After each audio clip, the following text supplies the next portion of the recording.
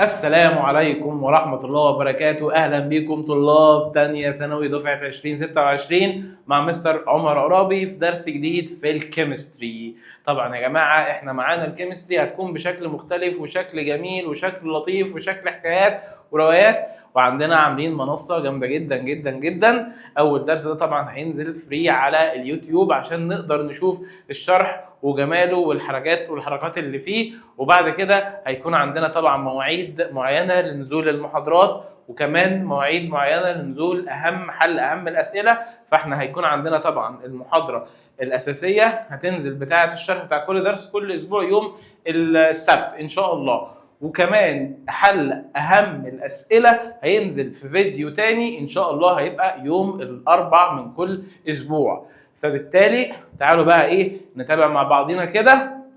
عندنا شغل جميل جدا، شغل فاخر من الاخر، هنفهم فيه الكيمستري بشكل جميل جدا جدا جدا ان شاء الله مع مستر عمر عرابي. ركزوا معايا يلا بينا.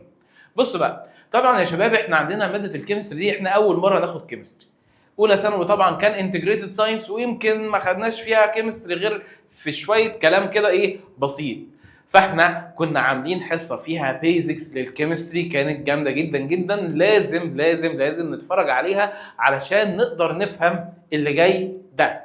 طيب اول حاجه كده عندنا منهج طبعا الكيمستري هو عباره عن 3 شابترز فيه 3 شباتر. اول شابتر ده يعتبر هو جديد على على تانية ثانوي، لان كانوا بياخدوه اولى ثانوي ايام ما كان في كيمستري وفيزيكس وبيولوجي. هم خدوا شابتر مهم جدا في اولى ثانوي وحطوه على منهج تانية ثانوي، غير الشابترين الاساسيين اللي هم كانوا اوريدي موجودين في المنهج من زمان. فاحنا بقى عندنا المنهج 3 شباتر. اول شابتر ده مهم جدا بيتكلم عن المول وده جديد، وتاني شابتر هنتكلم فيه عن الاتوم والاتوميك ستراكشر، وتالت شابتر هنتكلم فيه عن الاليمنتس وعن المودرن بريودك تيبل والجدول الدوري اللي احنا كنا خدناه قبل كده في ثانيه اعدادي، بس طبعا بتوسع وبطريقه مختلفه جدا جدا جدا. طيب يلا بينا تعالوا نفهم. يلا بص يا شباب، مبدئيا كده انا عايز اسال سؤال. احنا هنتكلم في اول درس عن حاجه اسمها مول. حاجه اسمها مول. ايه المول ده؟ بصوا بقى، دلوقتي يا جماعه انا قررت ان انا اشتري بيض. عايز اشتري بيض. فرحت للراجل قلت له يا عم الراجل دلوقتي انا عايز اشتري بيض. قال لي عايز بيض واحده كل واحده لوحدها كده ولا عايز كرتونه بيض؟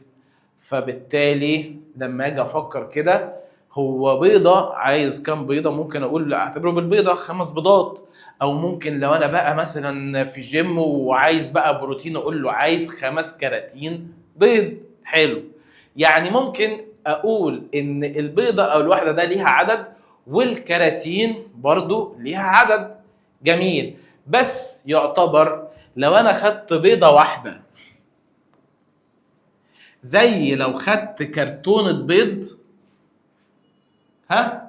اكيد البيضة الواحدة دي هي بيضة، الكرتونة الواحدة دي لو عديته كده بيكون فيها حوالي 30 بيضة.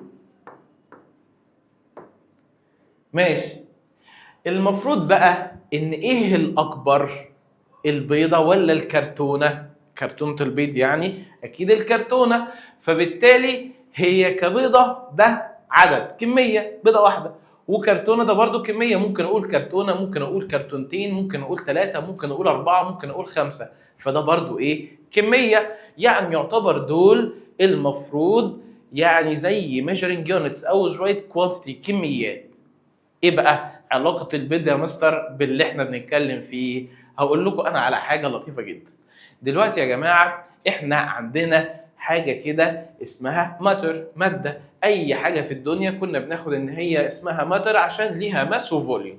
طيب وبعدين المفروض ان احنا قلنا الماتر دي بتتكون من حاجات صغنطوطة جدا جدا جدا. يعني انا لو مسكت اي ماتر هلاقي ان هي بتتكون من حاجات صغيرة اسمها موليكيولز. والموليكيول ده المفروض ان هو بيتكون من حاجات صغنطوطة اسمها اتومز. طيب يعني مثلا كنا بناخد ان انا دلوقتي قاعد في اوضه، الاوضه دي فيها ايه؟ فيها اكسجين، فالاكسجين جاز هو يعتبر ماتر، ماده ليها ماس وفوليوم. طب الاكسجين ده بيتكون من ايه؟ او عباره عن بلوكايه كده حاجه واحده على بعض؟ لا، كنا بناخد ان ادي الصاله مثلا او الاوضه فيها موليكيولز، كل موليكيول شكله كده اهو. الموليكيول الواحد ده كده على بعضه اسمه ايه؟ موليكيول. الموليكيول ده بلاقي ان هو بيتكون من كورتين، كل كوره دي اسمها اكسجين اتوم واكسجين ايه؟ اتوم. طيب جميل. طب هو احنا دلوقتي عندنا القدره ان احنا نشوف الموليكيولز دي او نعدها؟ اكيد لا. حلو جميل. فبالتالي انا لما اجي اتعامل مع الموليكيولز، هو الموليكيول ده حاجه مش بتتشاف، حاجه مش بتتشاف. بس انا دلوقتي لو جبت عدد من الموليكيولز بيساوي 6.02 باي 10 to the power 23 molecules وحطيتهم على بعض، تفتكروا هقدر اشوف الكميه دي ولا لا؟ دي كميه كبيره جدا، يا نهار ابيض. انتوا عارفين 6.02 عارفين يعني ايه باي 10 to the power 23؟ يعني تخيلوا هنا حط بعد ال 6 هنا 23 زيرو، ده كميه كبيره جدا، فاكيد ساعتها هقدر اشوفها. يعني تاني اهو، انا دلوقتي بتكلم على الاتومز. انا لو جبت موليكيول واحد اللي احنا بنرسمه كده، هو الموليكيول ده يا جدعان بيتشاف؟ لا ما بيتشافش، ما بيتشافش. ليه؟ عشان هو صغير جدا، دي البيلدنج يونت بياخد من زمان ان هي مش بتتشاف بالعين. طيب لو انا جمعت كميه من الموليكيولز دي كلها اللي هم قد ايه؟ 6.02 باي 10 to the power 23، 6.02 باي 10 to the power 23 موليكيولز، تفتكروا لو انا جمعت كميه الموليكيولز دي كلها هقدر اشوفها؟ هقدر ايه؟ اشوفها. الكميه دي من اي حاجه كده، يبقى انا جبت حاجه اسمها 1 مول. حاجه اسمها ايه؟ 1 مول. 1 مول. المول الواحد ده هو كانه عامل زي كرتونه البيض. ما هو الكرتونه دي هي تعتبر بقول كرتونه بس ما فيهاش بيضه واحده، فيها 30 ايه؟ بيضه. هنا بقى كأن المول ده كرتونه بس في عدد من البيض او من الموليكيولز مش 30، هتلاقوا بيساوي 6.02 باي 10 to the power 23. يعني من الاخر كده يا جماعه، كلمه مول دي هي كوانتيتي، كميه من اي حاجه في الدنيا نتخيلها. ال1 مول الواحد ده هو بيساوي العدد ده 6.02 باي 10 to the power 23 من الموليكيولز او من الاتومز او من الايونز او من الفورمولا يونتس او من اي حاجه في الدنيا. دي كميه ثابته اللي هي ايه؟ اللي هي ال1 مول. هنا كأن الموليكيول الواحد ده ممكن اقول كأنه عامل زي بضايه واحده صغير مثلا، بس انا هنا ممكن استخدم ايه؟ كرتونه واحده. الكرتونه الواحده دي بيبقى فيها كميه بيض كتير. هنا نفس الفكره، لما اجي اقول انا عندي موليكيول واحد مش شايفه صغير، لكن لما اقول انا عندي 1 مول من الموليكيولز، فكاني انا بقول انا عندي هو حاجه واحده بس، لا دي كميه كبيره. ال1 مول دي هي كونستانت كوانتيتي، المول الواحد كميه ثابته من اي حاجه بتساوي 6.02 باي 10 to the power 23. مش شرط موليكيولز، اي حاجه نتخيلها. يعني مثلا انا لو جبت دلوقتي وقلت انا عندي 1 مول من البيض، يبقى عندي بيضه واحده؟ لا، عندي كام بيضه؟ 6.02 باي 10 to the power 23 بيضه. انا عندي دلوقتي 1 مول من الاقلام، يبقى انا عندي قلم واحد؟ لا، انا عندي 6.02 باي 10 to the power 23 قلم.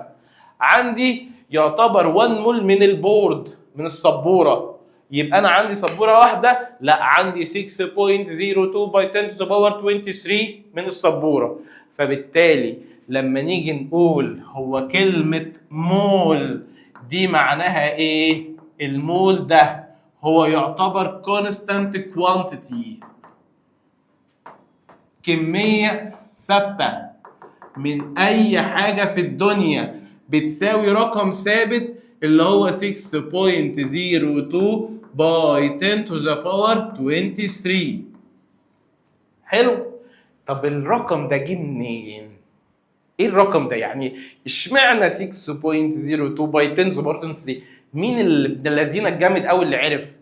في بقى عالم جامد جدا جدا جدا اسمه افوجادرو. اسمه ايه؟ افوجادرو.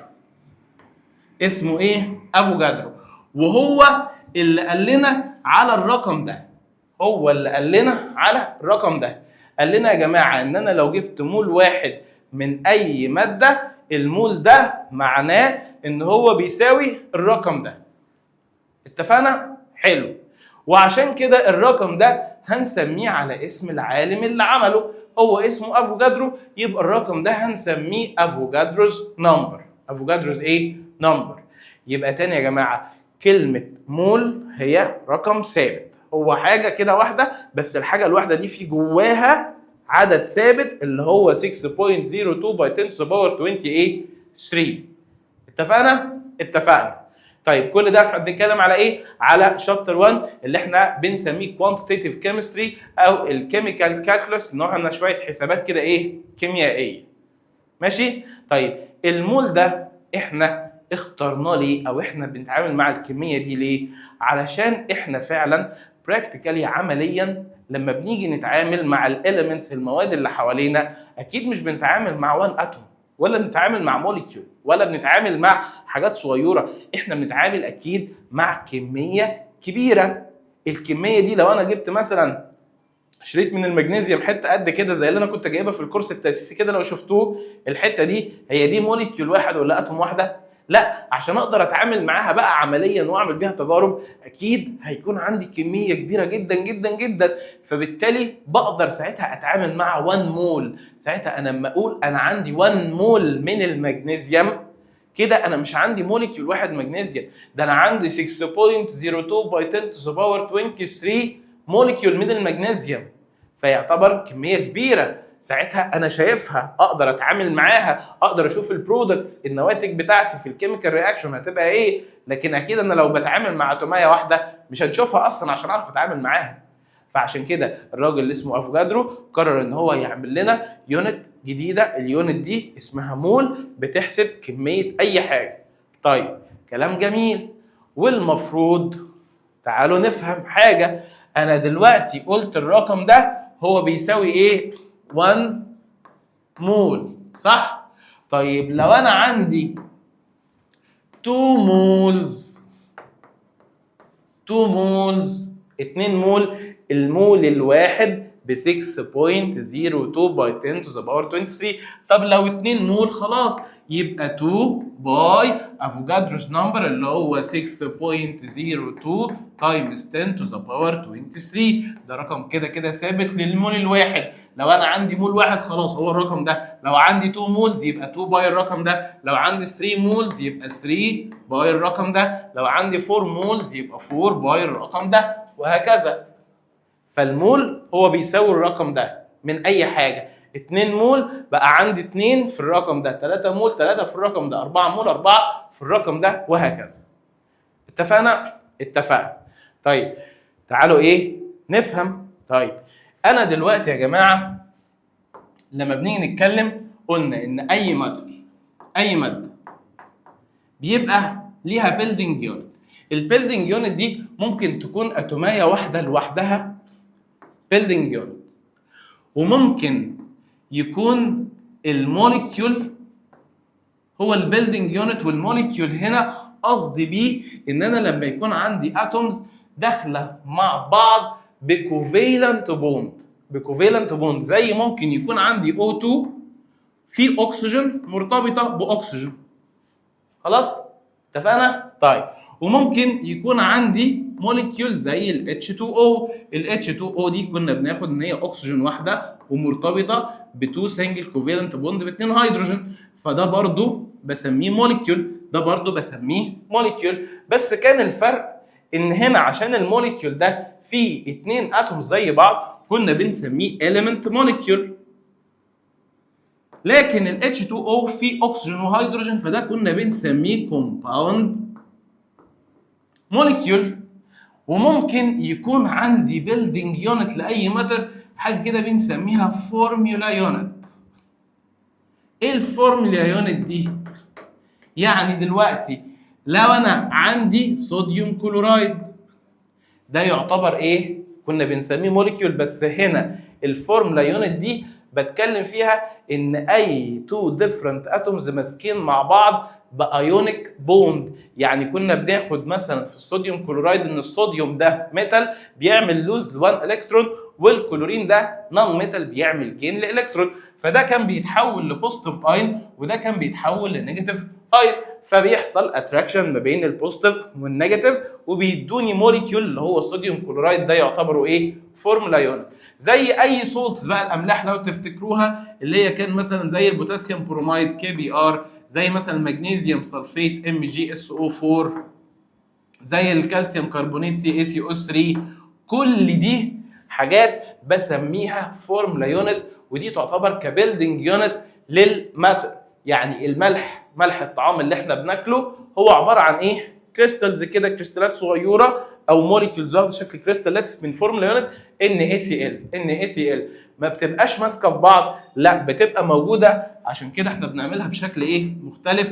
ان انا عندي ادي الصوديوم مثلا اللي هو المفروض بيبقى بوزيتيف وجنبيه Cl نيجاتيف، وبيبقى من هنا في برضه Cl نيجاتيف، ومن هنا في Na بوزيتيف، ومن هنا في Cl نيجاتيف، ومن هنا في Na بوزيتيف. فبالتالي الموليكيولز كلها بيبقى حاصل اتراكشن ما بين البوزيتيف والنيجاتيف كده اهو، فعشان كده بيكونوا واخدين شكل كده كريستال لاتس. فده عشان كده بسميه ايه؟ بنسميه فورمولا يونت. خلاص؟ يبقى البيلدنج يونت بتاعت اي ماتر، اي ماده، يا اما اتوم موجوده لوحدها، وقلنا ان الاتومز هي ممكن تكون اي ماتر، ودي كمان في الحاجات السوليد ميتالز او السوليد نون ميتالز. زي مثلا انا لو جبت شريط مغنيسيوم، خلاص هو كل الشريط بيبقى عباره عن اتومز كده ماسكه في بعضيها، كل اتوميه لوحدها هي تعتبر البيلدنج يونت. مغنيسيوم اتوم مغنيسيوم اتوم مغنيسيوم اتوم مغنيسيوم اتوم مغنيسيوم.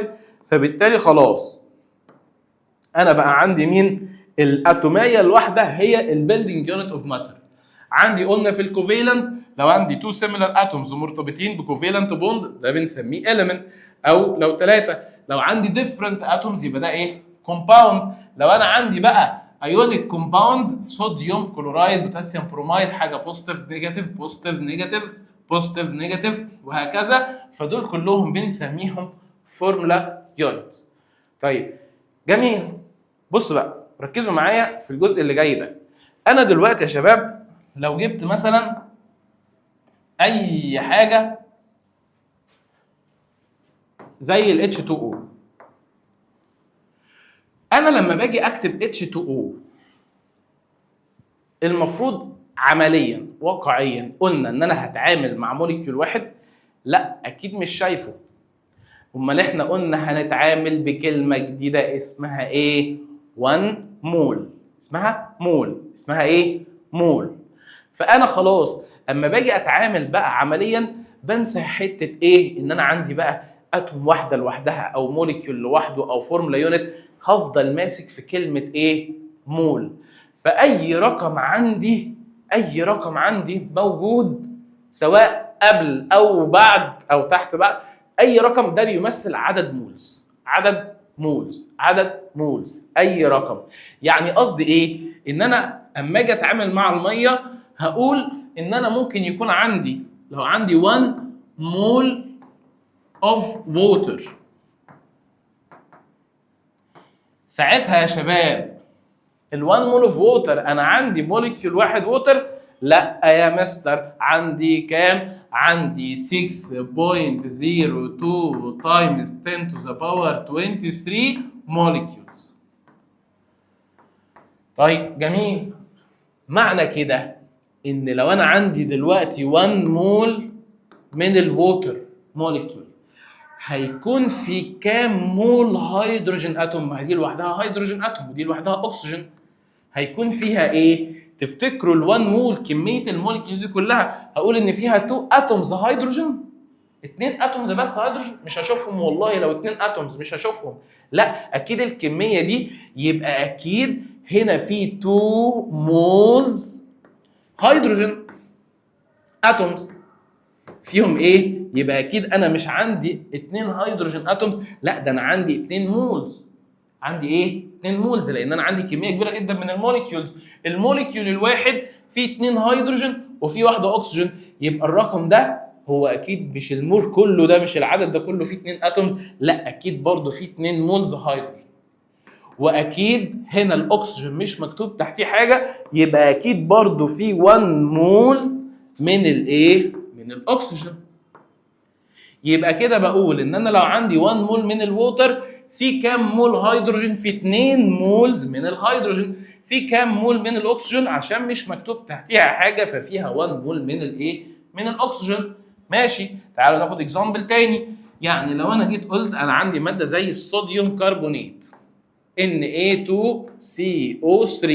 طبعا الكيميكال فورمولا دي كنا بنكتب الصوديوم Na والكربونات CO3 ده مونوفيلنت، ده داي فيلنت، فبعدين بنعمل اكستشينج، فال2 دي طبعا بتتكتب تحت الصوديوم وال1 بيروح هناك ما بيتكتبش، فده اسمه ايه؟ صوديوم كربونات.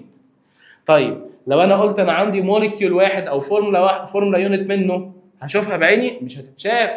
طيب لكن لو قلت انا عندي 1 مول من الصوديوم كربونات،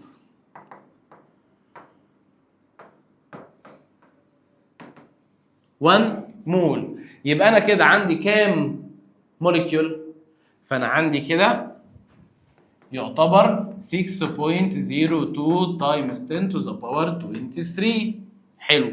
طيب بصوا بقى، بصوا بقى، ال1 مول ده تفتكروا هيكون فيه 2 اتومز صوديوم؟ لا، ما ده انا بتعامل مع كميه كبيره قوي.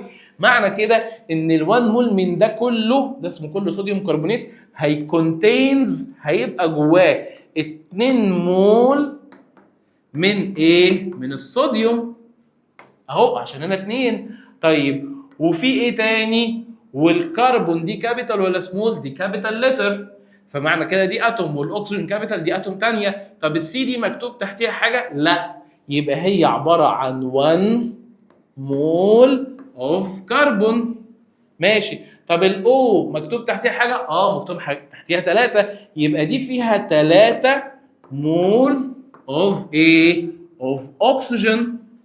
يبقى دلوقتي الاعداد اللي موجوده دي هنا بتمثل اعداد مول، عشان انا مش بتكلم ان انا عندي موليكيول واحد، ده انا عندي كميه كبيره جدا من الموليكيولز، فاكيد الكميه دي كلها ما فيهاش مثلا 2 صوديوم موليكيولز او اتومز، ولا فيها واحده كربون، ولا فيها، لا كلها فيها كام مول؟ يعني هنا لما اجي اقول 2 مول من الصوديوم، معنى كده ان انا عندي صوديوم اتوم واحده؟ لا، ده انا بيكون عندي 2 تايمز افوجادروز نمبر 6.02 تايمز 10 to the power 23 ايه؟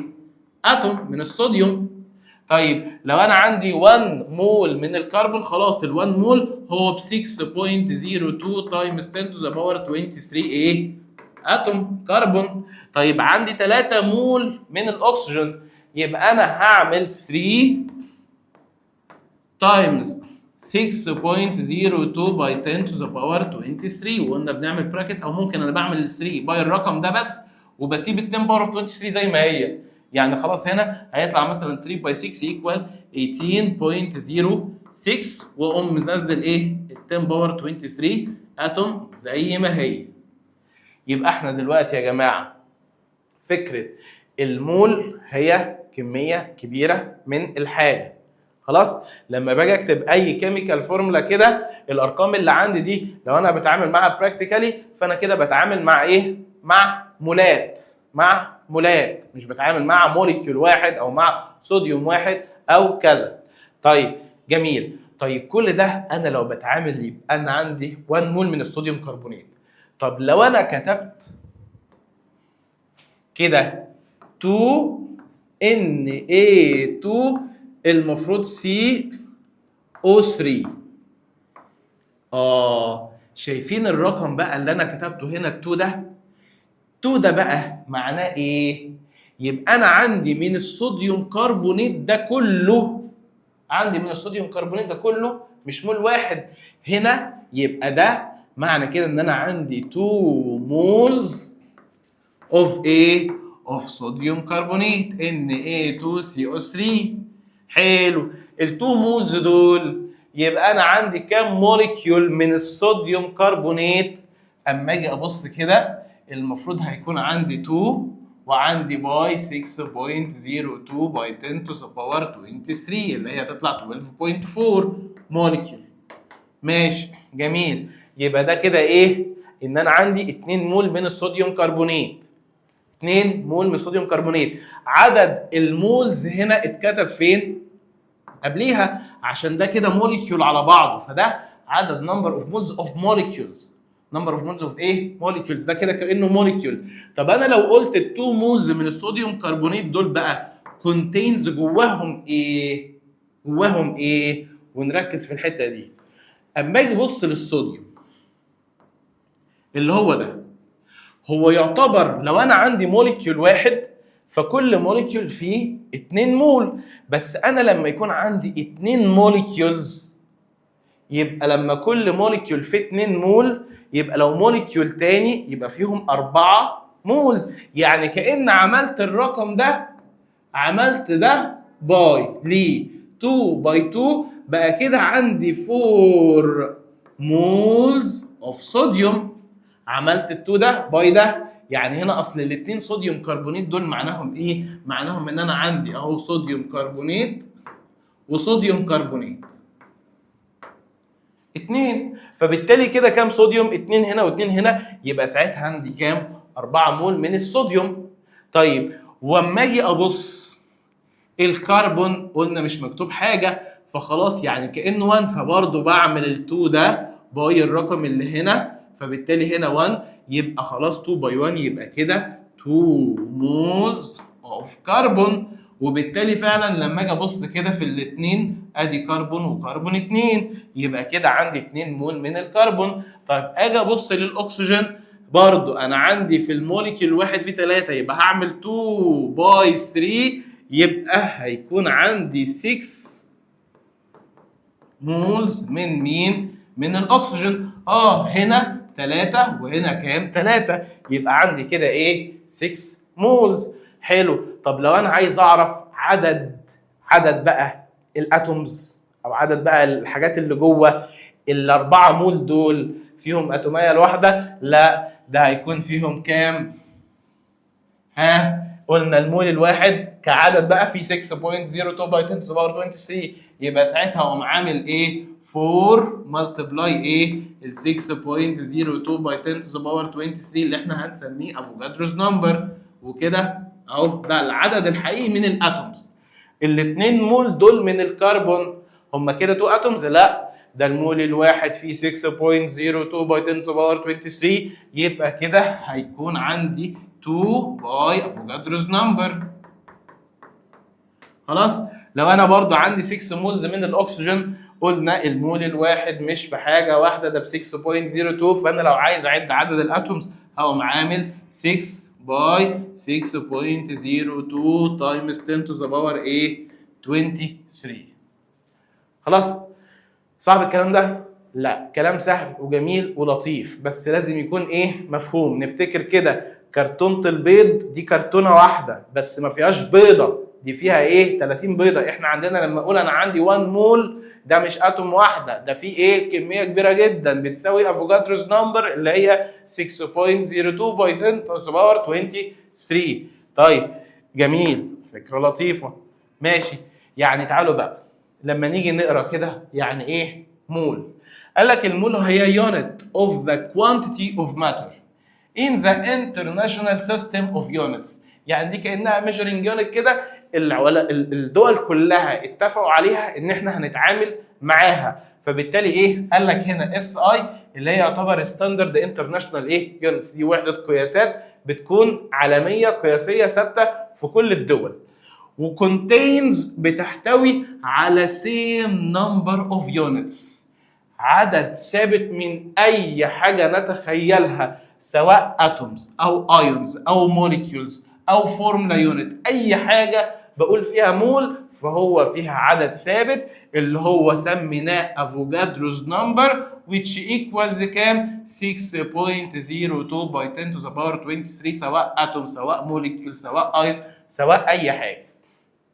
وعشان كده لو كنا عايزين نعرف النمبر اوف بارتكلز او عدد اي حاجه، عدد البارتكلز الحقيقيه، كنت بعمل النمبر اوف مولز باي مين؟ افوجادروز نمبر. يعني زي ما كنا بناخد مثلا في ال H2O لما اجي اقول انا عندي هنا 2 مول من هيدروجين، 2 مول يبقى دول فيكم كام اتوم؟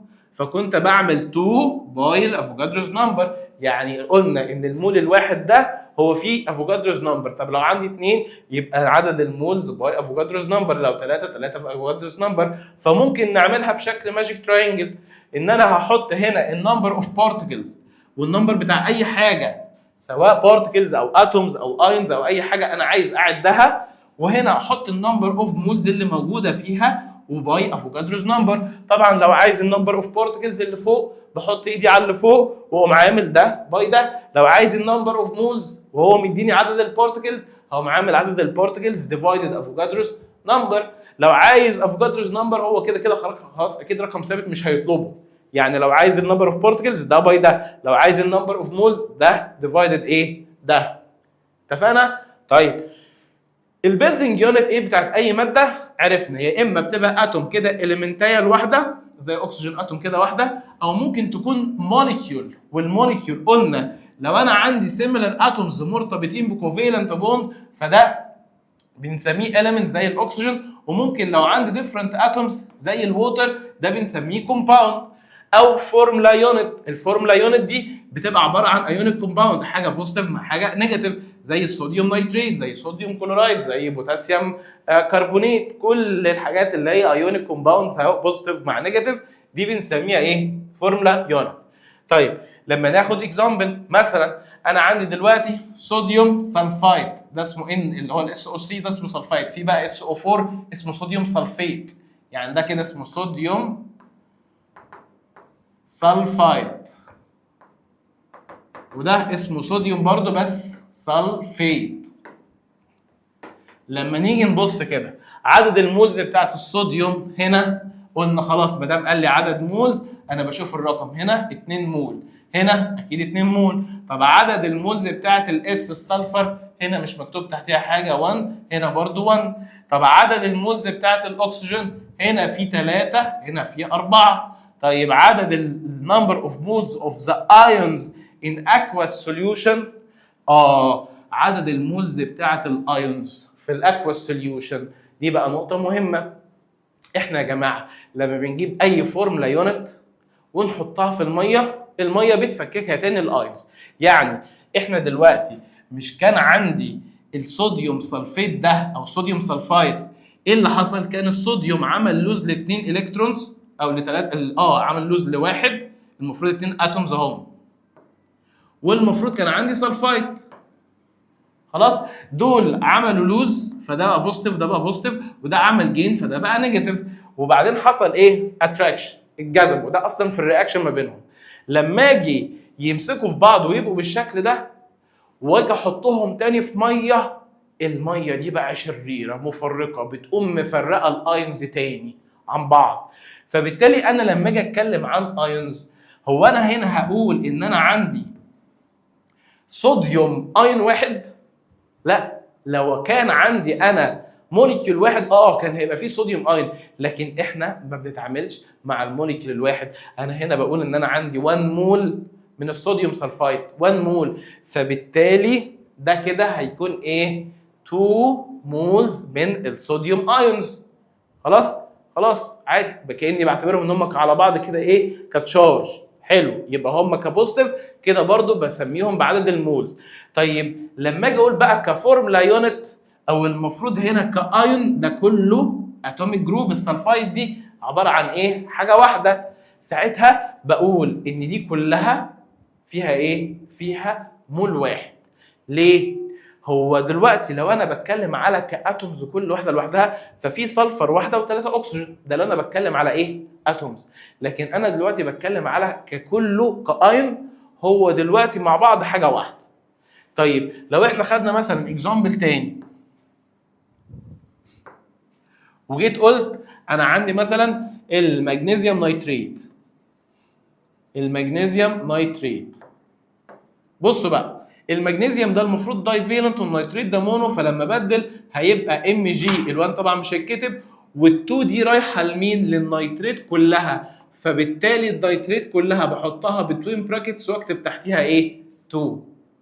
خلاص؟ لو انا بتكلم بقى هنا ان انا عايز اجيب النمبر اوف مولز، عدد المولز بتاعه الاتومز، عدد الاتومز كلهم. ماشي، تعال ناخد واحده واحده كده. لو انا بتكلم على اتومز فانا عندي كل حاجه لوحدها، ادي المغنيسيوم اتوم، وعندي نيتروجين اتوم، وعندي اكسجين اتوم.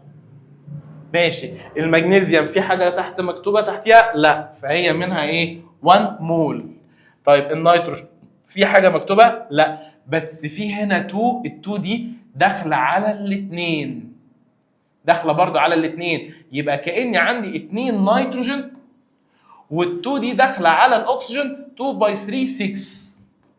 خدوا بالكم تاني، لما يكون عندي اتوميك جروب بتوين براكتس كده، ال2 دي بتخش على دي وعلى دي، كده معناها اصلا ان انا كأن عندي المغنيسيوم ماسكه مع ادي نيتريت ونيتريت تاني، بس انا خلاص بدل ما اكتب كده بقوم حاططهم بتوين براكتس واكتب 2، يعني كأن فعلا عندي 2 نيتروجين وعندي كام اكسجين؟ 3 و3 ايه؟ 6.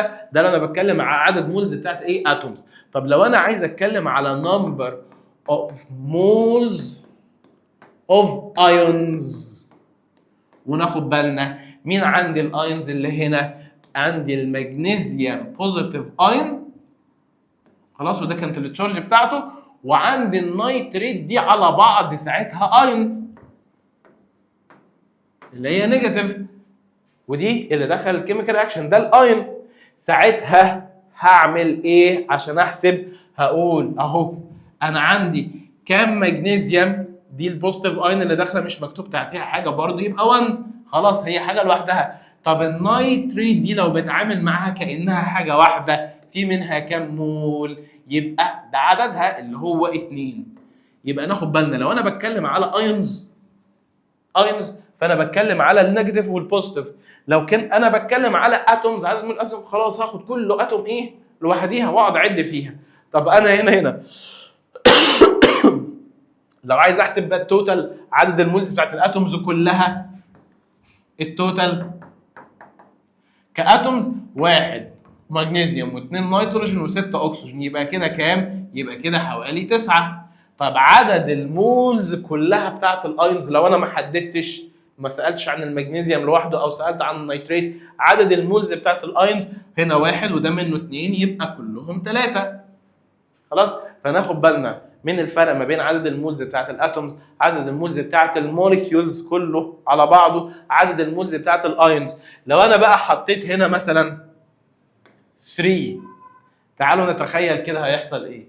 فكده ال 3 دي بقى عندي 3 مولز من المغنيسيوم نيتريت، 3 مولز من المغنيسيوم نيتريت، وهفضل اعمل بقى ال 3 دي مالتبلاي لمين؟ مالتبلاي للحاجات الثانيه اللي كلها موجوده. يعني ال 3 دي هتكون مالتبلاي بقى المغنيسيوم واحده، خلاص يبقى 3 مغنيسيوم، وهنا النيتريت دي كلها يبقى اعمل 3 باي 2 هيبقى عندي 6. ولو انا عندي عايز احسب بقى اتومز، خلاص يبقى خدوا بالكم مثلا لو انا عايز احسب النيتروجين، يبقى ساعتها هعمل ال 3 باي 2 باي ال 1، لان انا عندي ايه؟ اهو 2 نيتريت. طب انا لو حطيت 3 منهم يبقى كأن عندي 3 مغنيسيوم و3 نيتريت هنا و3 نيتريت هنا، فبعمل 3 باي 2 وخلاص باي 1. طب الاكسجين يا نهار ابيض، ده انا هعمل 3 باي 2 باي 3. واخد بالكم؟ يعني انا عندي اهو ادي 3 وادي 3، المفروض 6. السته دول متكررين 3 مرات، يبقى كام؟ يبقى المفروض 3 في 6 ب 18، يبقى انا عندي هنا فعلا 18، كأن عملت اهو 2 في 3 ب 6 و3 كمان باي 3 كمان، يبقى كلهم كام؟ 18. فناخد بالنا فرق ما بين number of moles of molecules و number of moles of atoms و number of moles of ions. خلاص؟ هنا اهو اخر حاجه، انا دلوقتي حطيت كده 3 وادي قلنا مثلا كالسيوم فوسفيت، ده تراي فيلنت وده داي فيلنت، فده هحط 3 هنا وده ايه؟ 2 هنا. ناخد بالنا الرقم اللي مكتوب في الاول ده بنسميه number of moles of ايه؟ molecules، يبقى ده عدد المولز بتاعت الموليكيولز. طب الارقام اللي تحت لو انا همسك كل اتوميه لوحدها هنا وما بتتكتبش وهنا لوحدها اهو، كل ده الارقام اللي تحت دي كلها مع طبعا ده، يبقى ده كده ايه؟ number of moles of atoms. طيب لو انا خدت ده كله كده كبوزيتيف اين والتاني ده اهو، ده كده كله الثلاثه دول كبوزيتيف اين والفوسفيت دول كلهم كنيجاتيف اين، فبالتالي الارقام اللي تحت برضو اللي بتاعتهم بس اللي هنا واللي هنا دول كلهم كده اللي هم النمبر اوف مولز بس بتاعت الايه؟ الايونز. فلازم نركز في الحته دي. يبقى انا دلوقتي لو عندي اقول نمبر اوف مولز اوف موليكيول، خلاص عندي 3. طب نمبر اوف مولز اوف اتومز، هقعد بقى احسب. انا عندي اصلا الكالسيوم لوحده هنا 3 في 3 ادي ب9، يعني هعمل الرقم ده باي ده ادي 9. لو همسك الفوسفورس هعمل هنا الرقم ده 2 باي 1 ب 2 باي 3، يبقى كده كام فوسفورس؟ ب 6. طب الاكسجين هنا مكتوب اصلا في الاتوميه اللي تحتيها 4، فهعمل 2 باي 4 ايكوال 8 ايكوال 8 باي 3، يبقى 3 في 8 طبعا ب 24. يبقى انا عندي الاكسجين لوحده ايه؟ 24. ده انا لو انا بحسب ايه؟ اتومز. خلاص؟ طيب ايونز، خلاص قلنا بتعامل ان الكالسيوم ده حاجه ايه؟ حاجه ايون، بوزيتيف ايون، في هنا 3 وهنا 3 منه، يبقى المفروض 3 باي 3 يبقى برضه 9 ايه؟ من الكالسيوم. طيب الفوسفيت كايون دي كلها بتعامل كانها حاجه واحده، خلاص ما ببصش بقى على ارقام الاتومز اللي جواها، دي كلها كفوسفيت في منها 2، يبقى هقوم عامل 2 باي 3 يبقى عندي 6 من الفوسفيت البي او 4 اللي هي المفروض الفالنسي بتاعها نيجاتيف 3 وده طبعا بوزيتيف 2. خلاص؟ ففي فرق ما بين عدد المولز بتاعت اتومز وعدد المولز بتاعت ايونز وعدد المولز بتاعت ايه؟ الموليكيولز. اتفقنا؟ كلام جميل. تعالوا نرجع بقى تاني. هنا لما يقول لي بقى 1 مول من الووتر كونتينز مثلا كسؤال اهو، نمسح بقى الكلام اللطيف ده، او خلاص عندي 1 مول من الووتر بيبقى فيه ايه؟ ال 1 مول من الووتر ادي H2O بيبقى فيه 2 مولز هيدروجين اتومز و2 مولز من الايه؟ من الاكسجين. ماشي. طيب احنا بقى دلوقتي يا جماعه هنقعد نتكلم ايه؟ في شويه حاجات كده تبع المول. ايه هما؟ قال لك and is defined by different ways. كلمة مول دي هنعرفها بطرق مختلفة. هنتكلم أول حاجة عن المول and mass of substance، المول والتقل والكتلة، وهنتكلم عن المول وافوكادروز نمبر ودي يعتبر احنا اتكلمنا عنها، وهنتكلم بعد كده عن المول والفوليوم والحجم، وهنا حتة المول والفوليوم هنتكلم سبيشالي عن الفوليوم بتاع الجاز، الحاجات الجاز بس.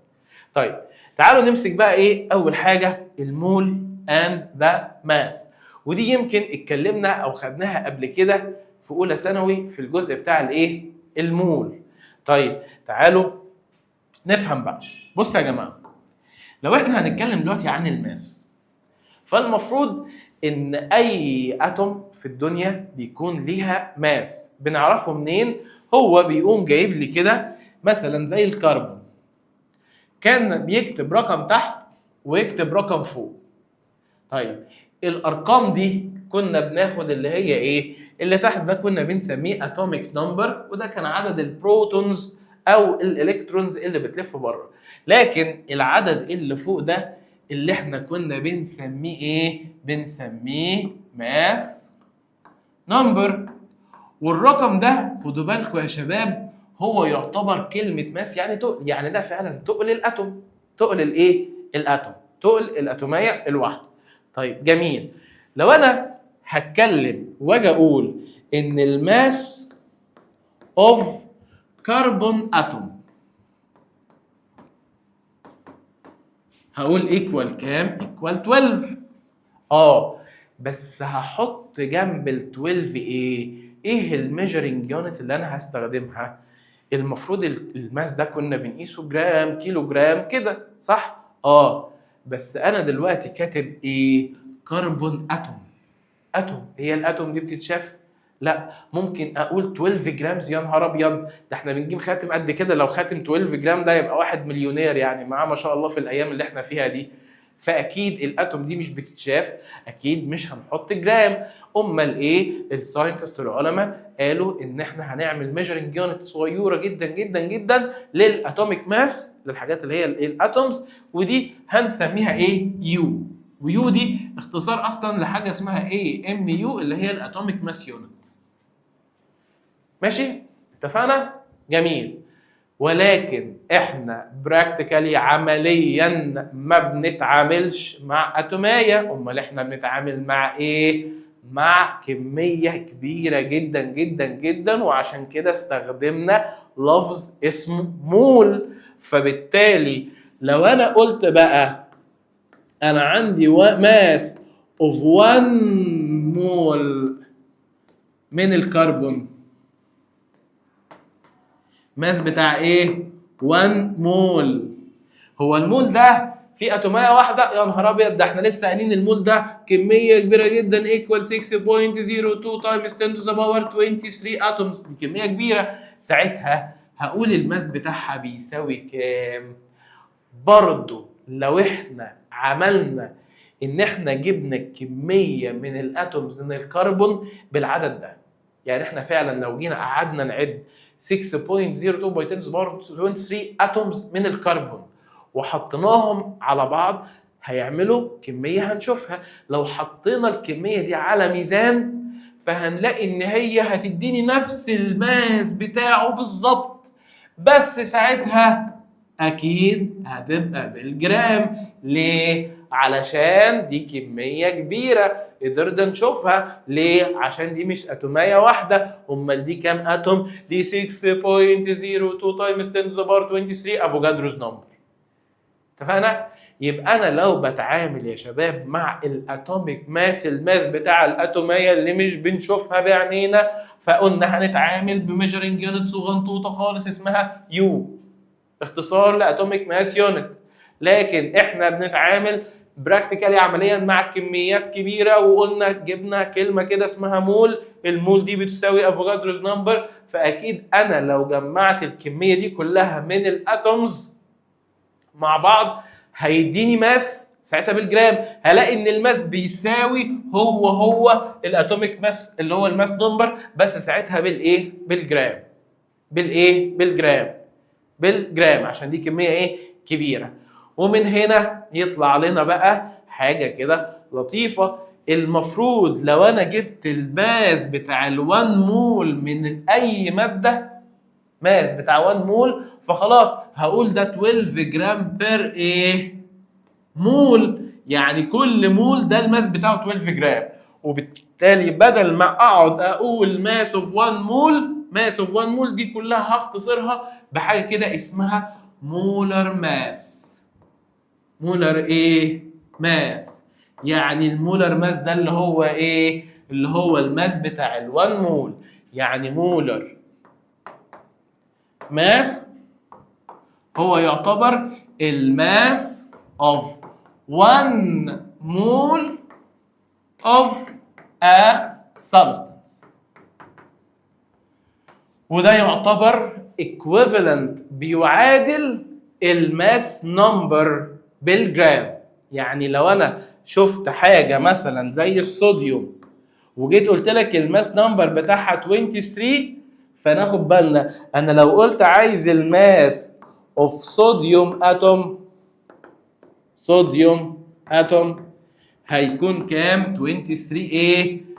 انا قلت اتوم، قلت كلمه مول، لا اتوميه، يبقى باليو. طب لو قلت ماس of 1 مول of صوديوم، 1 مول دي كمية كبيرة، يبقى هاخد نفس الرقم بس ساعتها بالجرام. طب وليه يا مستر تعبت نفسك وعمال تكتب ماس اوف 1 مول؟ ما احنا قلنا ان احنا ممكن نختصرها وكده اقول ان ده اسمه مولر ماس. يبقى المولر ماس بتاع الصوديوم ساعتها اقول ايكوال 23 جرام، ولازم احط كمان بير ايه؟ مول. 23 جرام بير مول، ده اسمه ايه؟ مولر ماس. طيب ده ماس اوف 1 مول. طب لو انا قلت انا عندي 2 صوديوم، 2 صوديوم، وهو كاتب لي كده في براكت على الجنب ان الصوديوم الواحده الماس بتاعها 23. خلاص، يبقى معنى كده انا لو عايز الماس بتاع هنا، قلنا العدد ده ايه؟ عدد المولز اوف 2 مولز. خلاص سهله، ده المول الواحد ب 23 جرام، ماس بتاع 2 مولز، يبقى هم عامل 2 باي ال 23 يديني كام؟ يديني 46 جرام. طب كده احط جرام بير مول؟ لا، ما هو ده ما بقاش لمول واحد، ده بقى ل 2 ايه؟ مولز. حلو، يبقى انا لو عايز اجيب الماس بتاع اي ماده of a substance او matter، عملت ايه؟ ال2 ده اللي هو عدد المولز، عملت النمبر of moles باي ايه؟ الرقم ده اللي هو يعتبر 23 جرام بتاع المول الواحد، يعني ده اللي احنا كنا بنسميه باي المولر ماس. المولر ايه؟ ماس، اللي هو الماس بتاع ايه؟ المول الواحد. خلاص عندي 2 مول، يبقى 2 في المول الواحد ب 23 ب 46. عندي 3 في 23. عندي 4 مول، 4 في 23. وبرضه ممكن ناخد القانون ده لو انا عايز ايه؟ طبعا ده كده التوتال ماس، يعني انا عايز الماس كله، بشوف هو كام مول وبعمله في ايه؟ في المولر ماس اللي هو الماس بتاع المول الواحد. وممكن ناخده نعمله في شكل ماجيك تراينجل، وفي اي ماجيك تراينجل خلاص اهو اعمله كده بالشكل ده. مين اللي هنا؟ ده الماس بتاع الماده كلها، وهنا النمبر اوف مولز، دي هديها رمز ان او النمبر اوف مولز، وهنا طبعا ايه اللي جنب بعض باي اللي هو المولر ماس. يبقى انا لو عايز الماس هعمل النمبر اوف مولز باي المولر ماس، لو عايز النمبر اوف مولز هعمل الماس ديفايدد مين؟ المولر ماس. يبقى احنا لحد دلوقتي خدنا 2 مثلثين، خدنا قانونين. اول واحد بتاع عدد الاتومز، ادي النمبر اوف اتومز او بارتكلز عموما او موليكيولز او فورمولا يونت او اي حاجه، عدد اي حاجه في الدنيا، كنت برضو بقوم عامل النمبر اوف مولز اللي احنا هنديله رمز قلنا ان باي هنا ايه؟ افوكادروز نمبر. افوكادروز نمبر ده اللي هو ايه؟ 6.02 تايمز 10 to the power 23. ولو احنا بقى عايزين نحسب ماس، فيكون عندي الماس بتاع اي ماده بجيب برضو عدد المولز اللي هو ان ملتبلاي مين؟ المولر ماس اللي هو الماس بتاع المول الواحد. خلاص، دول قانونين مهمين جدا لازم نحفظهم. لقينا ايه؟ في حاجه مشتركه ما بين القانونين. ايه هي؟ هنا مكتوب نمبر اوف مولز وهنا مكتوب نمبر اوف مولز، صح؟ يعني احنا ممكن ندخل الاثنين دول مع بعض. يعني احيانا في المسائل هو هيجي يسالنا بشكل بسيط جدا، يكون عايز مثلا نمبر اوف اتومز، دي بيسال عنها، ماشي؟ فعشان اجيب دي لازم يكون عندي نمبر اوف مولز، وكده كده افوكادروز نمبر ده ثابت، خلاص ده عارفه. ممكن يكون عايز دي وكده كده انا عارف ده، بس ما يدينيش النمبر اوف مولز دي، الاقيه مديني ايه؟ الاقي مديني ماس ومولر ماس.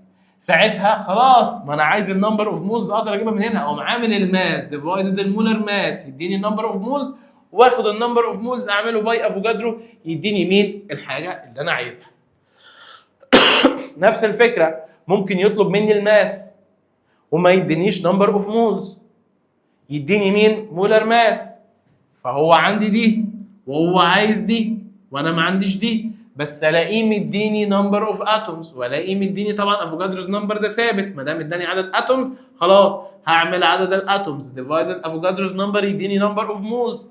نمبر اوف مولز اخده احطه هنا اعمله باي المولر ماس يديني مين؟ يديني الماس.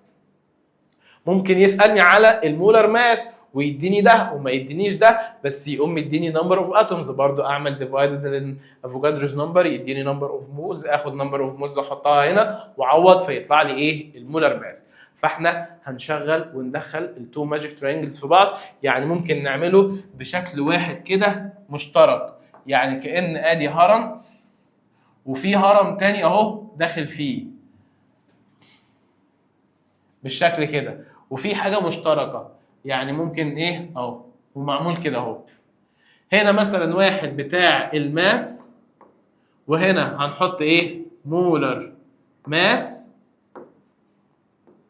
وهنا النمبر اوف مولز، وهنا هنحط بقى النمبر بتاع اي حاجه نمبر اوف بارتكلز او اتومز او اينز او اي حاجه، وهنا مين؟ افوكادروز نمبر اللي هو 6.02 باي 10 to the power 23. خلاص لو انا عايز ايه؟ ده او معامل ده باي ده، ولو عايز ده باي ده، ولو عايز ده خلاص ده ديفايدد ده او ده ديفايدد ده، ولو عايز بقى مثلا الماس وهو مديني نمبر اوف بارتكلز وافوكادروز نمبر ده ديفايدد ده، ويوم مديني نمبر اوف مولز يطلع او عامله باي المولر ماس يديني ده، وهكذا. ماشي يا شباب؟ صعب الكلام ده؟ كلام لطيف ومهم جدا جدا جدا جدا جدا. طيب فمن هنا نرجع، يعني ايه مولر ماس؟ ده الماس بتاع المول الواحد بالجرام، هو الماس اوف 1 مول اوف ا سبستانس، وقال لك اور ات از ذا اتوميك ماس، هو الاتوميك ماس او الموليكولار ماس او الماس اوف فورمولا يونت بس اكسبريسد ان ايه؟ جرام. هو المولر ماس اللي بيبقى مكتوب فوق خلاص، بس طبعا بيكون ايه؟ بالجرام، اللي هو الاتوميك ماس اللي احنا كنا ايه؟ بناخده. الفورمولا يونت اللي احنا قعدنا نقولها بتاعت الايونيك كومباوند، حاجه بوزيتيف مع حاجه نيجاتيف، هي ستراكشرال يونت اوف ايونيك كومباوندز او كيميكال فورمولا بتاعت الكومباوند. تعالوا بقى ايه؟ ناخد اكزامبل كده، بيقول لي calculate the molecular mass او المولر ماس اوف ذا فولوينج. عايزنا نحسب الايه؟ الموليكولار ماس بتاع الحاجات دي، وهو جايب لي هنا الايه؟ المولر ماس بتاع المول الواحد، او ممكن نسميه جرام اتوميك ماس، يعني الماس بتاع الاتوميه بالجرام اللي هو بنسميه مولر ماس. طيب ووتر موليكيول، ما احنا لازم عشان نقدر احسب الماس اكتب كيميكال فورمولا صح.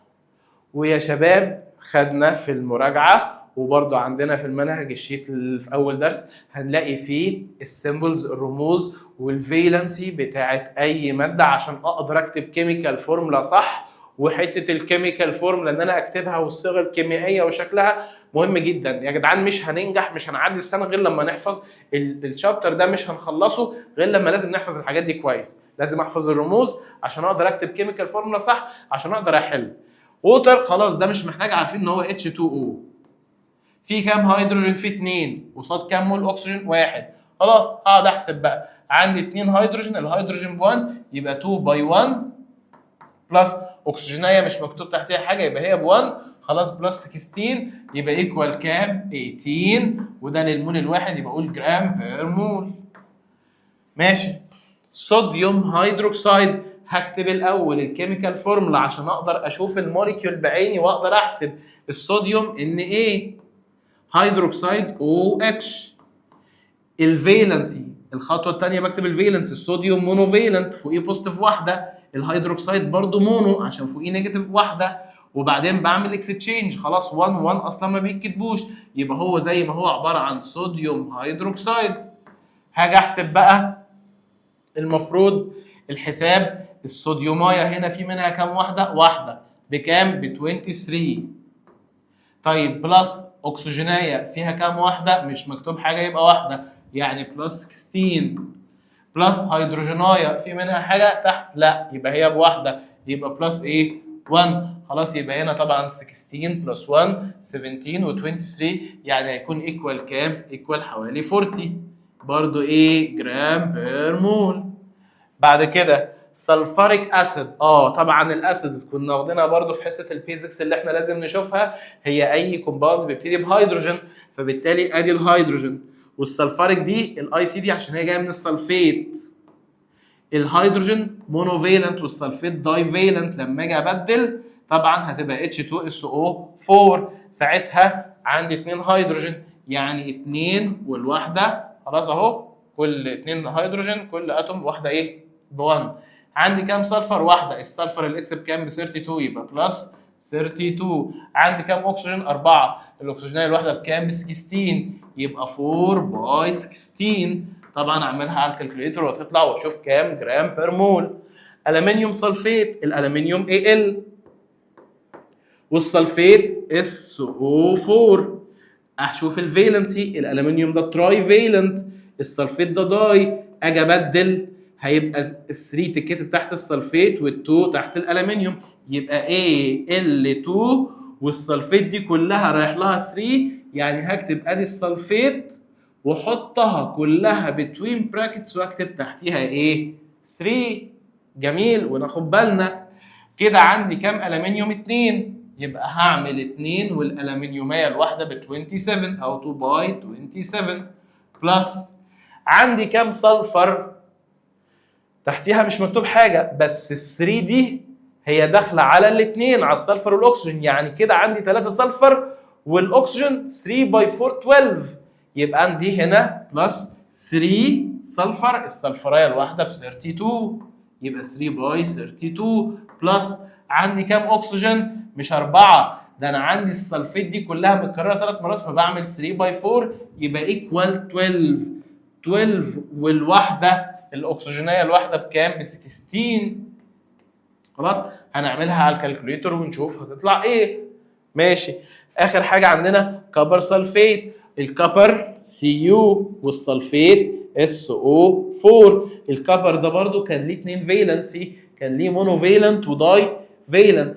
طبعا لو هو مش قايل لي انا هستخدم الداي فالنت. الداي فالنت ممكن يقول لي كبر 1 او كبر 2 اللي هو الحروف باللاتيني، هو مش قايل لي حاجه خلاص، يبقى اتعامل مع الداي فالنت، ده 2 وده السلفيت داي فالنت، خلاص لو اتنين زي بعض كده كده بنطير او بنعمل سمبليفاي، فهتبقى زي ما هي CuSO4.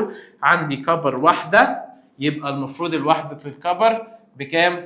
الCu. هو اصلا هنا الاكزامبل ده مش مديهاني، ماشي. وعن طبعا السلفيت هو مديني ايه؟ السلفر، لا مديني اللي هو مديني الكربون، مش مديني ايه؟ الكبر. ماشي خلاص. الكبر المفروض ان هو ايه؟ بيبقى كبير شويه، يعني حاجه ايه؟ 59 في الحدود دي يعني. فالمهم خلاص انا عندي سلفر واحده وعندي 4 اكسجين، هنتعامل زي ما احنا ايه؟ عارفين. طيب ده بالنسبه لايه؟ لعدد الاتومز وعدد المولز. واتفقنا ان احنا عملنا قانون، لو عايز اجيب الماس بتاع اي ماده هقوم عامل عدد المولز بتاعته في المولر ماس، الماس بتاع المول الواحد، وعملنا ماجيك تراينجل، ماس فوق كله، وهنا نمبر اوف مولز، وهنا ايه؟ المولر ماس. يعني بيقول لي كالكوليت ذا نمبر اوف مولز، هنا عايز نحسب عدد المولز بتاعت، خدوا بالكم بقى، 24.5 جرام اوف سلفوريك اسيد. لازم بقى نحل ازاي؟ بطريقه سهله وبسيطه جدا. احنا عايزين ايه؟ نمبر اوف مولز. هنعمل ايه؟ في قانون ممكن اعمل ايه النمبر اوف مولز ده من الماجيك تراينجل اللي هنا. انا عايز ايه؟ عايز نمبر اوف مولز، يبقى هعمل ماس اوفر مولر ماس. طب هو مديني ماس؟ مديني الماس بتاع السلفوريك اسيد 24.5. طيب يعني هو مديني ايه؟ الماس اهو. لو كتبت تاني الماجيك تراينجل كده اهو باختصارات، ادي الماس وادي نمبر اوف مولز وادي مولر ماس. هو دلوقتي مديني الماس بكام؟ ب 24.5. ماشي. وعايز ايه؟ عايز النمبر اوف مولز دي، يبقى انا محتاج اجيب المولر ماس. طيب المولر ماس هجيبه ازاي؟ لازم اكتب الكيميكال فورمولا، وهو مديني الماس بتاع الاتوميه الواحده. السلفوريك اسيد ده عارفين ان هو H2SO4. المولر ماس بتاعته، الماس بتاع المول الواحد عندي كام هيدروجين؟ 2، يبقى 2 الهيدروجينيه الواحده ب1، يبقى 2 باي 1 بلس. عندي كام سلفر؟ واحده مش مكتوب تحتيها حاجه، الواحده ب 32 خلاص يبقى 32 بلس عندي كام اكسجين؟ 4. الاربعه كل واحده ب 16 يبقى هعمل 4 ملتبلاي 16 خلاص. طبعا هنحسبها على الكالكوليتر هتطلع كام بقى كده لو احنا حسبناها اهو. عندي ادي 2 بلس 32 بلس 4 باي 16 يبقى كل ده ايكوال كام؟ ايكوال 98 جرام بير مول. ده كده المولر ماس. خلاص هنا عندي ماس وعندي مولر ماس اللي هو طلع 98. هقوم عامل ايه؟ عايز النمبر اوف مولز، اقوم عامل بقى خلاص الماس ده ديفايدد الايه؟ ال 98. يعني طبعا هقوم عامل اللي هو 24.5 divided by ال 98 اللي هو هيطلع ايكوال كام؟ 0.25. يبقى انا عندي 0.25 ايه؟ مول. يبقى احنا كده جبنا عدد المولز ان انا عملت الماس اوفر المولر ماس. طبعا عادي ممكن يكون ده اقل من ده، ممكن يكون ربع، ممكن يكون سدس، تمن، وات ايفر، عادي مالناش دعوه بالارقام. اهم حاجه ان احنا بنكون شغالين ايه؟ بشكل صحيح. ماشي. برضه نفس الفكره البوتاسيوم هيدروكسيد هنكتب الكيميكال فورمولا بتاعت البوتاسيوم هيدروكسيد ادي كي والهيدروكسيد او اتش. البوتاسيوم مونو والهيدروكسيد برضه ايه؟ مونو. فخلاص مش هكتب حاجه. وبعد كده هعمل برضه مديني الماس، هقوم عامل الماس على المولر ماس هحسبها. احسبوها انتوا برضه شوفوا بقى ايه هتطلع ايه. لما يجي يقول لي هنا calculate the mass of 1 mole of NaCl. هنا بقى هو عايز الماس ومديني عدد ايه؟ مول. خلاص كده كده عدد 1 مول يبقى انا كده جايب له مولر ماس. اهم حاجه اكتب ايه؟ كمان هو مديني الكيميكال فورمولا. ماشي. الصوديومايه الواحده ب 23 وادي الكلورونايه الواحده كام؟ 35.5. خلاص هجمعهم على بعض وخلاص يبقى انا كده جبت الماس. طب لو 0.5 مول من السلفر ترايوكسيد برضه اهو هو المره دي عايز ماس. ما انساش الماجيك تراينجل بتاعنا ادي ماس، هنا نمبر اوف مولز، هنا مولر ماس. هو المره دي عايز ماس يبقى انا هعمل النمبر اوف مولز باي مين؟ المولر ماس. النمبر اوف مولز 0.5. طيب باي المولر ماس السلفر ترايوكسيد ده لازم اكتبه هو اس او 3. طبعا تراي يعني في 3 ايه؟ اكسجين. طيب لما اجي احسب المولر ماس بتاعه اصلا انا عندي كام سلفر؟ واحده يعني ب 32. عندي كام اكسجين؟ 3 والواحده ب 16 يبقى اقول بلس 3 باي 16 وبعدين خلاص هحسبها. تطلع بقى ايه زي ما تطلع. يبقى احنا كده جبنا مين؟ جبنا الماس. طيب وبعد كده اتكلمنا على الجزء بتاع المول وافوجادروز نمبر، واتفقنا يا شباب ان عندنا في عالم كده ايطالياني كده ايطاليان ساينتست اللي هو اسمه اميدو افوجادرو ديسكفرد، اكتشف عدد البارتكلز اللي موجوده سواء موليكيولز او اتومز او اينز او فورمولا يونت اللي موجوده في ال1 مول من اي ماده وهي حاجه ثابته اللي احنا سميناها افوجادروز نمبر 6.02 باي 10 to the power ايه 23. جميل. وقلنا ان الافوجادروز نمبر هو عدد اتومز وموليكيولز او اينز موجودين في 1 مول من الماده وبتساوي ايه الرقم ده من الاتومز او الموليكيول او الايه الاينز. وبرضه عملنا له ماجيك تراينجل لوحده ان عدد البارتكلز هنا نمبر اوف مولز وهنا افوجادروز نمبر. وقلنا ان المول هو amount of substance contains افوجادروز نمبر من اي حاجه. وبعد كده قعدنا نشرح قلنا ان المول من الهيدروجين موليكيول. هيدروجين موليكيول خدوا بالكم H2 عشان احنا برضو في الحصه بتاعه الريفيجن خدنا ان في حاجات مونو اتوميك وفي داي اتوميك. لما يجي يقول لي هيدروجين موليكيول H2 طب هيدروجين اتوم H. اكسجين موليكيول هو O2. اكسجين اتوم اكسجين O بس. نيتروجين موليكيول N2 دول حاجات داي اتوميك. وقلنا في عندنا 7 اليمنتس بس هم داي اتوميك اللي هم هيدروجين نيتروجين اكسجين فلورين كلورين برومين ايودين. نحفظهم دول كلهم. لما يقول لي موليكيول لازم في منهم ايه 2. فبالتالي هنا المول بتاع الهيدروجين موليكيول اللي H2 كونتينز كام من الهيدروجين موليكيول ده كده يعتبر كام مول او كام موليكيول بقى برضه عدد الموليكيولز. هقوم عامل عدد المولز المول الواحد هيكون فيه ايه بقى 2 هيدروجين اتومز، لكن هو كام موليكيول؟ هيكون في ايه؟ هيكون في المفروض 6.02 باي 10 to the power ايه؟ 23 موليكيول.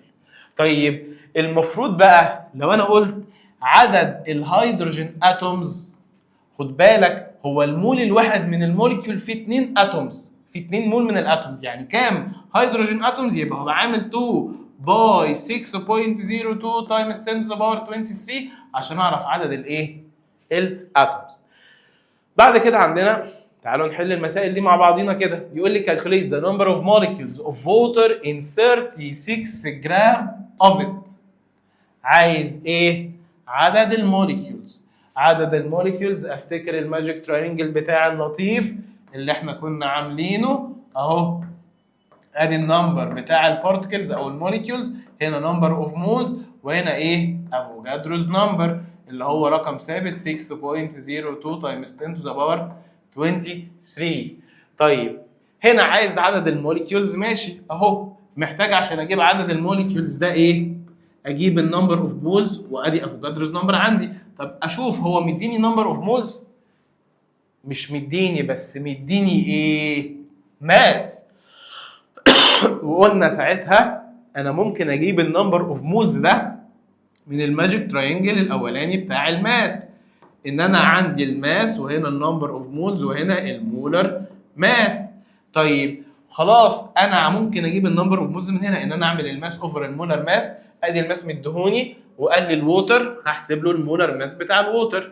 المولر ماس يبقى المفروض عندي طبعا H2O، عندي 2 هيدروجين بايه؟ 2 باي 1 ب 2، والاكسجين واحده ب 16، كده ايكوال 18 جرام بير مول. ده كده الماس بتاع المول الواحد، يبقى انا جبته. طب كده اقدر اطلع النمبر اوف مولز؟ النمبر اوف مولز هنعمل ايه؟ ماس اوفر مولر ماس. الماس كام؟ اللي هو 36، المولر ماس كام؟ 18، يبقى هيطلع عندي ايكوال 2 مولز. كده انا طلعت ايه؟ عدد المولز. اقدر احطها هنا واعملها باي افوجادروز نمبر يطلع لي عدد البارتكلز. خلاص يبقى ساعتها بقى هقول النمبر اوف بارتكلز المفروض او الموليكيولز اللي هو عايزها، هو عامل ايه؟ هو عامل عدد المولز اللي انا طلعته باي افوجادروز نمبر 6.02 تايمز 10 to the power 23، وبالتالي خلاص 2 باي 6.02 هعملها يبقى 12.04، واسيب ال 10 باور 23 ده زي ما هو. ماشي يا شباب؟ طيب كلام جميل. السؤال اللي بعده بيقول لي calculate the number of molecules that are found in a sample of sulfur dioxide of mass 32. نفس برضه الفكره، هو عايز عدد موليكيولز، عايز عدد موليكيولز اهو او النمبر اوف بارتكلز، ومديني برضه ماس، ومديني برضه الايه؟ الكيميكال فورمولا. يبقى انا برضه اهو عامل الماس ديفايدد المولر ماس. لما اجي احسبه السلفر طبعا داي اوكسايد يبقى ده SO2، هحسب له المولر ماس هطلع النمبر اوف مولز. عايز عدد الموليكيولز، خلاص اقوم جايب بقى النمبر اوف مولز اللي هنا احطها هنا اعملها باي افوجادرو، يديني برضه نفس الايه؟ الفكره.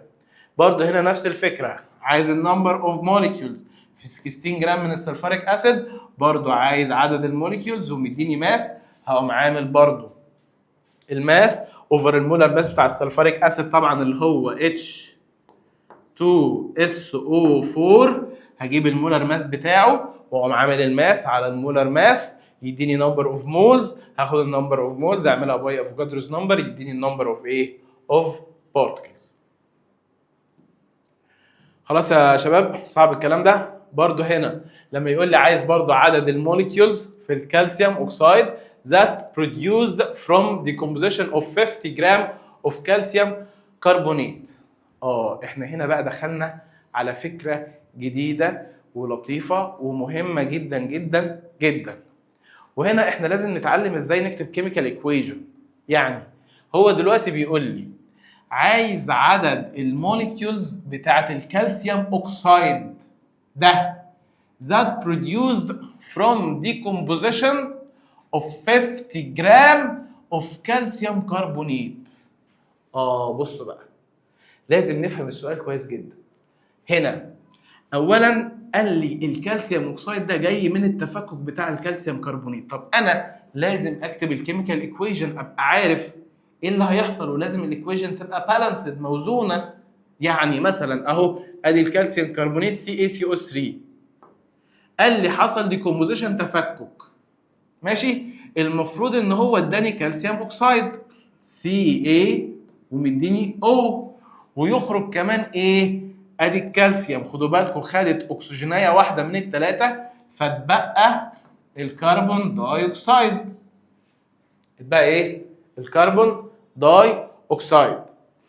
ناخد بالنا بقى يا جدعان ان هنا في عندنا لازم يكون في ريشيو، نسب ثابته. يعني ايه نسب ثابته؟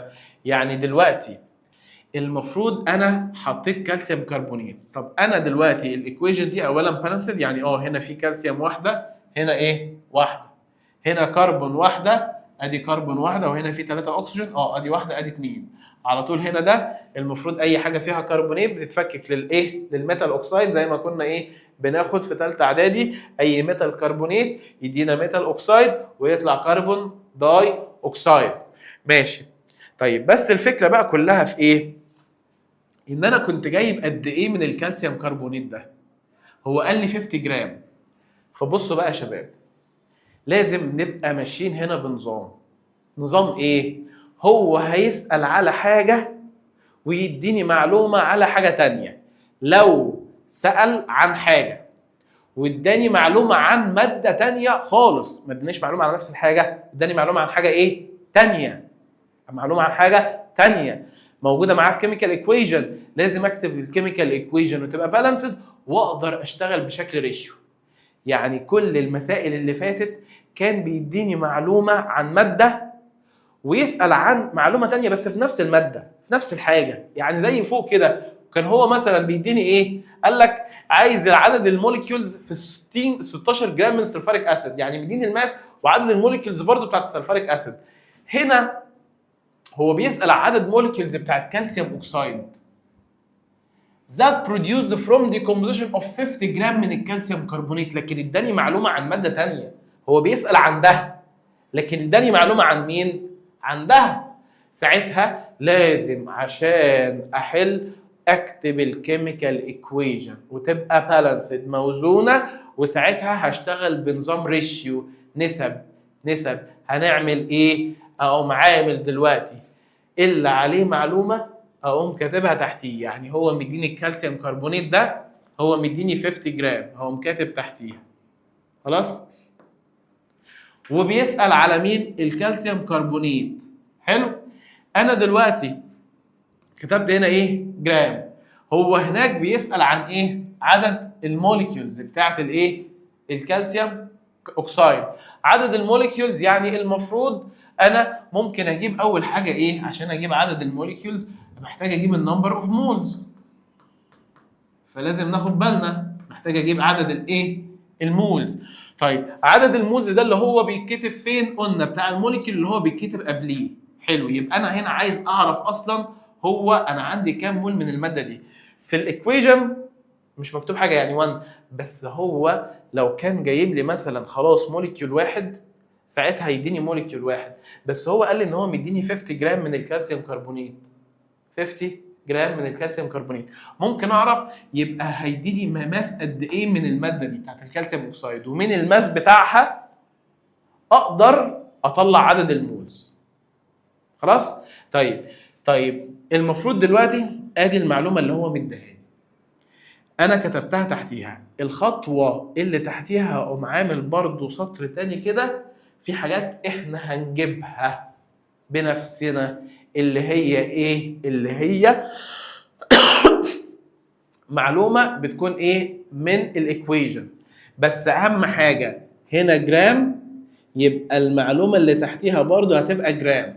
وهنا انا عايز اطلع ماس، يبقى برضو تحتيها هيكون ايه؟ جرام. الخطوه الثانيه احنا بنغشها، بنجيبها من الايكويشن عن طريق مين؟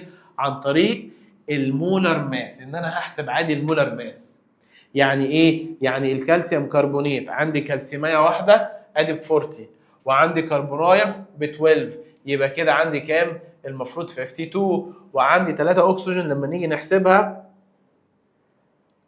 اهو هيبقى عندي كده ايه؟ قلنا كالسيميه واحده ادي 40 بلس، وعندي كربونايه واحده ادي 12، وعندي 3 اكسجين يعني 3 في 16. خلاص ده كده طلع ايه؟ 100. في الايكويشن اهو ال 100 اصلا جرام، المفروض اداني قد ايه من الكالسيوم اوكسايد؟ هحسب المولر ماس بتاعه عادي من البالانسد ايكويشن. خلاص عندي كالسيوميه واحده المفروض ان هي 40، وعندي الاكسجينيه ب 16 يعني هيطلع كام؟ 56. انا دلوقتي عملت ايه؟ هو كان مديني معلومه ان انا حطيت 50 جرام من الكالسيوم اوكسايد، وانا عايز اعرف ال 50 دول يدوني قد ايه كالسيوم اوكسايد. ادي ال 50 دول من الكالسيوم كربونات. طب انا هرجع المعلومه الثانيه اللي عشان اجيبها منها هغشها من الايكويشن. هنا اصلا في الكيميكال ايكويشن لقيت ان الكالسيوم كربونات ال 100 جرام بيديني 56 جرام من الكالسيوم اوكسايد. طب لو انا حطيت 50 يديني قد ايه؟ ساعتها هقوم عامل كروس مالتيبليكيشن كانها ايه؟ ريشيو. هعمل 50 باي 56 ديفايدد باي ايه؟ 100 عشان اجيب ايه؟ ده. يبقى انا دلوقتي اللي عليه معلومه كتبتها واللي بيسال عليه او حطيت تحتيها ايه؟ كويستشن مارك. الخطوه الثانيه بجيب معلومه من الايكويشن نفسها، من البالانسد ايكويشن. لو هو بيسال عن ماس مديني مع حاجه ماس، يبقى انا لازم اجيب معلومه برضو عن الماس. لو هنا مول لازم اجيب تحتيها مول وهكذا. فبالتالي ماس وماس. خلاص هو مديني ان الكالسيوم كربونات ال 50 جرام، يبقى انا هطلع الماس بتاعه برضو 100 اهو. حسبت المولر ماس بتاعه من الارقام اللي مديهاني. والكالسيوم اوكسايد حسبت المولر ماس اصلا في الايكويشن هو 56. ساعتها اما اجي اعملها كروس مالتيبليكيشن اقوم عامل ال 50 اهو تايمز ال 56 دي هتطلع ايكوال 2800 ديفايدد باي ال 100 يعني هيطلع ايكوال كام؟ 28. 28 ده كده ايه؟ الماس بتاع الكالسيوم اوكسايد. يبقى انا قدرت اطلع الماس بتاع الكالسيوم اوكسايد اللي هو اصلا بيسال عليه 28 جرام. ساعتها هو بيسال عن عدد الموليكيولز. خلاص بقت يعتبر سهله. ازاي؟ ان انا هرجع للماجيك تراينجل بقى. انا عندي ماس اقدر اجيب منه ايه؟ نمبر اوف مولز. ولو جبت النمبر اوف مولز خلاص هقدر اجيب ايه؟ عدد الموليكيولز. يعني المفروض عشان اجيب عدد المولز كنا بنعمل الماس ديفايدد المولر ماس. المولر ماس اللي احنا طلعناه هنا اهو، لو انا عملت ال 28 ديفايدد ال 56 هيطلع ايكوال كام؟ ادي 28 ديفايدد ال 56 هيطلع ايكوال 0.5. يبقى المفروض النمبر اوف مولز 0.5. خلاص عدد بقى النمبر اوف موليكيولز ارجع للماجيك ترينجل الاولاني. النمبر اوف موليكيولز هعمل النمبر اوف مولز باي افوكادروز نمبر يعني 0.5 تايمز 6.02 باي 10 to the power 23. وانا ما بجيش جنب ده خلاص الهاف باي 6.02 هتبقى ايكوال 3.01 تايمز 10 to the power ايه؟ 23. يبقى هنا يا شباب لما بيجي بيسأل على معلومة ويديني معلومة عن حاجة تاني خلاص موجودين، لازم أول حاجة أكتب الكيميكال ايكويشن وتكون بالانس، تكون موزونة. تكون إيه؟ موزونة. تاني حاجة لازم أكتب الحاجات اللي هو مديهاني. الخطوة اللي بعديها هجيب أنا معلومات أغشها من الايكويشن بحيث إن هو لو مديني ماس اجيب تحتيها لازم معلومه عن الماس. ماس تحتيه ماس، جرام تحتيه جرام. خلاص لو عدد مول مول برضو الكلام ده هينطبق على اذا كان ماس او مول او اي حاجه او فوليوم. يعني لازم لو مديك حاجه تجيب معلومه عن الحاجه دي برضو نفس الحاجه. خلاص بس ايه اهو لو فوليوم تجيب برضو فوليوم بس من الايكويشن يعني. السؤال اللي بعده هنا بيقول لي calculate the number of molecules that produced from calcium oxide that produced from decomposition of 2 mole من الكالسيوم كربونات. المفروض قال لي عايز هنا عدد الموليكيولز. المفروض هنا بقى ايه؟ في غلطه كده، الموليكيولز بتاعت الايه؟ الكالسيوم اوكسايد that produced from decomposition of 2 mole من الكالسيوم كربونات. يعني انا دلوقتي لو عندي ادي الكالسيوم كربونات برضو هو مديني معلومه عنها وبيسال عن حاجه ثانيه، يبقى لازم اكتب الايكويشن. ادي الكالسيوم كربونات برضو لما تتفكك لسه قايلين هيديني كالسيوم اوكسايد ويطلع كربون دايوكسايد. هنا بقى هو خلاص مديني ايه المعلومه؟ 2 مولز. الايكويشن دي بالانسد ولا لا؟ واحده كالسيوم واحده كالسيوم، واحده كربون واحده كربون، هنا 3 اكسجين 3 اكسجين، دي تمام. طب هو على طول خلاص مديني ايه؟ عدد المولز بتاعت الكالسيوم كربونات ان هي 2، وبيسال على عدد موليكيولز اللي جايه من مين؟ من الكالسيوم اوكسايد. هنا هو مديني ان ده 2 مولز. طيب المفروض ان عدد المولز بتاعت الموليكيولز هو الرقم اللي بيتكتب هنا. طيب هو مديني دلوقتي مول، وهنا عايز عدد موليكيولز، يبقى هنا انا لازم اطلع برضو كام مول؟ معرفش، ما انا عشان عدد الموليكيولز لازم اجيب عدد المولز. طيب دي المعلومه اللي انا كتبتها. المعلومه الثانيه هكتبها تحتيها وهجيبها من الايكويجن. طب هو دلوقتي مول، يبقى انا الكيميكال ايكويجن البالانسد مكتوب هنا حاجه؟ لا، يبقى هي الطبيعي ان 1 مول. هنا المفروض برضو انا عايز مول، يبقى هطلع برضو عدد المول من الايكويجن، وبما ان هي بالانسد واحنا ما كتبناش حاجه، البالانس احنا المفروض كنا بنكتب هنا بس احنا ما كتبناش حاجه خلاص، يبقى برضو عندي هنا 1 مول. فخلاص طبيعي ال1 مول كان بيديني 1 مول، يبقى انا لو حطيت 2 مولز من الكالسيوم كربونات يديني ايه؟ 2 مولز. كده احنا عملنا ايه؟ ريشيو. وبعد كده خلاص طلعت انا عدد المولز، هو عايز عدد الموليكيولز اطلعها. النمبر بتاع الموليكيولز المفروض ان انا هعمل عدد المولز باي افوجادروز نمبر. خلاص عدد المولز اللي احنا طلعناه 2 في افوجادروز نمبر في 6.02 تايمز 10 to the power 23، يعني هيطلع ايكوال كام؟ 12.04 باي 10 to the power 23. اخر بقى مساله عندنا بيقول لي a sample of sodium carbonate has a mass of 265 gram. Calculate the number of moles of a sample والnumber of moles of sodium ions والnumber of moles of sodium when dissolving the sample of water. تعالوا كده، قال لي عينه من الصوديوم كربونات، نكتب كده الكيميكال فورمولا، ادي Na2CO3، صوديوم Na وكربونات CO3، طبعا ده كان مونو وده كان داي فبدلنا. الماس بتاعه كام؟ قال لي الماس بتاعه 265 جرام. ماشي. كالكوليت، عايزنا نحسب اول حاجه عدد المولز بتاعت السامبل، يعني اول حاجه عايز نحسب الان بكام؟ عدد المولز. تاني حاجه نمبر اوف مولز اوف صوديوم ايونز ان سامبل، عدد المولز بتاعت الصوديوم ايه؟ ايونز. يبقى تاني حاجه نمبر اوف مولز برضو بس بتاع مين؟ بتاع الصوديوم ايونز اللي هو ال Na بوزيتيف. تالت حاجه number of moles of sodium when dissolving the sample of water. طيب عدد المولز الان برضو اهو، بس لما ايه؟ بتاعت ايه؟ ندوبه، بتاعت الصوديوم برضو لما ندوبه في ايه؟ في عينه من الميه. طيب مبدئيا كده يا جماعه، اول حاجه هو عايز عدد المولز بتاعت العينه دي كلها. عدد المولز هنجيبها منين؟ هو مديني ماس، يبقى انا هعمل ايه؟ هعمل ماس اوفر مولر ماس. خلاص النمبر اوف مولز دي سهله، الماس اوفر المولر ماس. الماس اللي هو مديهوني كام؟ 265.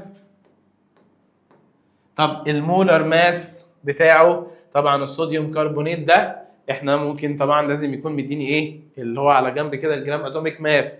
عندي الكربونات الصوديوم والكربون والاكسجين، المفروض ان احنا هنحسبها. هنا مثلا طبعا الكربونات 12 و3 ايه؟ 16، يعني احنا ممكن عارفين كده اهو ان الصوديوم ب 23 وعندنا الكربون ب 12 وعندنا الاكسجين المفروض ان هو ايه؟ ب 16. فلما نيجي نحسب المولر ماس بتاعه هيطلع ايكوال كام؟ عندنا 23 بلس 12 وعندنا كمان 3 اكسجين، المفروض كمان عندنا 2 صوديوم، يبقى هعمل الاول 2 في 23 بلس الكربونيه الواحده ب 12 بلس وعندي 3 اكسجين، يبقى 3 تايمز 16 هيطلع ايكوال كل ده كام؟ اللي هو المولر ماس 106. خلاص اقوم عامل 265 اهو ديفايدد كام؟ ديفايدد ال 106 ايكوال كام؟ ايكوال 2.5 مول. خلاص ده كده عدد المولز بتاعت مين؟ العينه كلها. العينه كلها، الماده كلها. طب انا عايز عدد المولز في الصوديوم ايونز ان سامبل. طيب المفروض عدد المولز طلع كام؟